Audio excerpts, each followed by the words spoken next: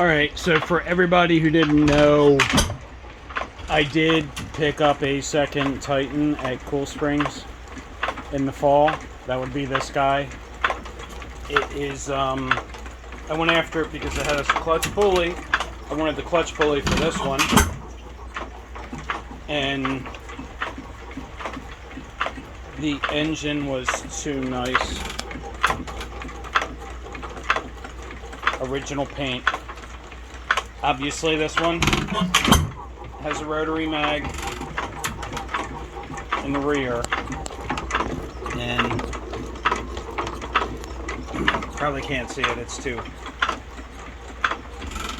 dirty and too much humidity in here. But that one is a Titan rear mag. This one also also a Titan, but Webster front mag.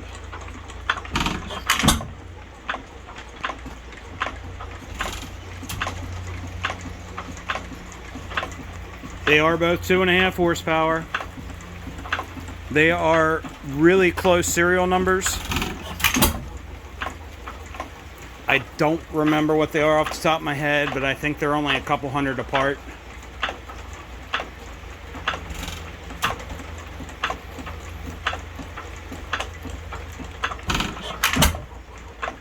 Obviously this one is the one you hear fire.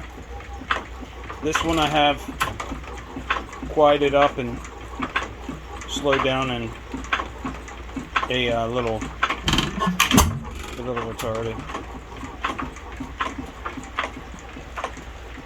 But both of them seem to be really good runners. Everybody asks me which one you're going to get rid of. And at this point, I still need to finish this one.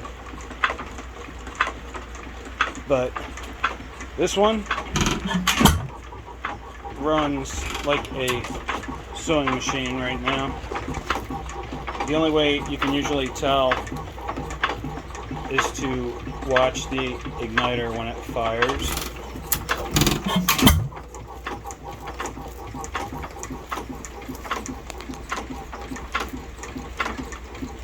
And when it fires, you will see the smoke, but you will not hear it.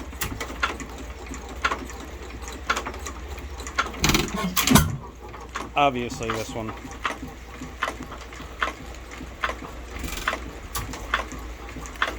This one's pretty loud. You can't miss it. But I don't know. It might make a cool pair. Both being so similar, yet so different. As far as the style of ignition, everything else on them is semi-similar.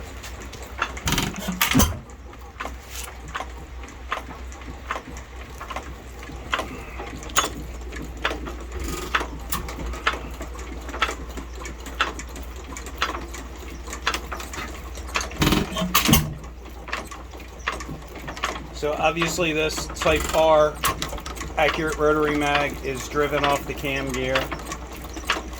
It's a special bracket. Obviously that's what makes this one unusual, is the bracket and the mag.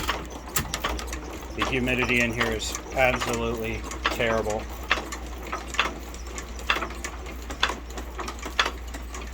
That's why everything looks kind of weird. And this one, of course, really has nothing running off the cam gear. It is missing the crank guard, which I have hanging around this mess somewhere. And the Webster 2-bar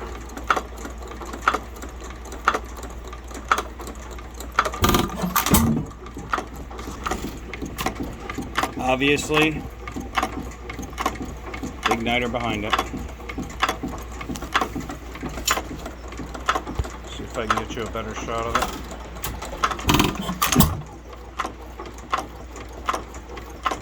They both still have the, similar spark saver, where that bar right there lifts the igniter rod up so it cannot be pressing on the igniter right now. As the exhaust is locked out and it's coasting, notice that rod will not hit that igniter. It just fired. That's what we just watched. This one is the same, but just a little bit different. It has a little bit different style roller that lifts it.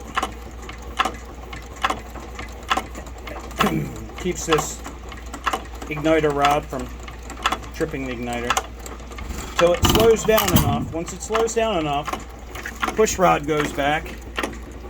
Just like I can manually raise it and simulate that by itself. When you see the push rod jump back, that'll lower the roller so it can engage. Obviously, these have mechanical fuel pumps. They have mechanical fuel pumps with fuel reservoirs, if you're not familiar with them. So that fuel pump right now is constantly running to fill that up. That center pipe that you see is an overflow. That is a return back to the gas tank. You cannot see the input. It is underneath that guy. But having that fuel pump and that fuel reservoir right here at the mixer needle certainly lets them run pretty slow, which is why I've kind of enjoyed messing. Obviously, this was the first one I ever owned back here in the corner. And I just felt like I could get it to run much slower than most of my engines because I didn't need the momentum to draw the fuel up a huge, you know, usually the mixers are mounted pretty low. And we'll use this Waterloo boy as an example. That mixer's all the way down there, so when that thing goes to suck in a charge of fuel, it's got to draw it pretty far.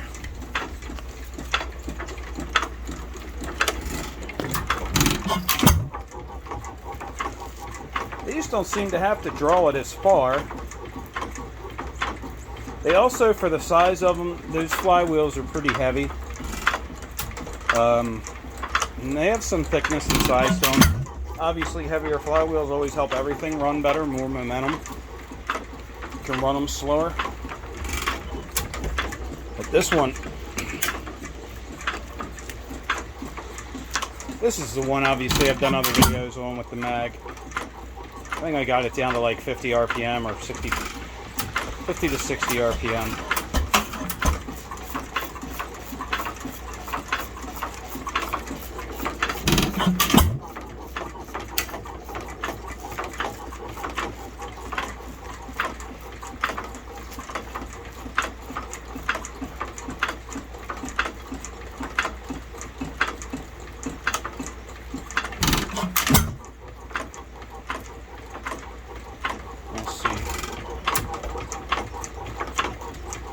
That one had a misfire because I was playing with the speed controller.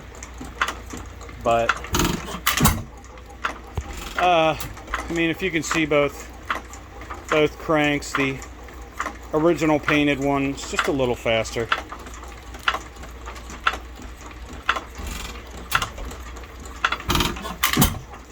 I'll get it to go slower yet. I just literally got it back together and I'm still kind of getting used to the engine and feeling it out.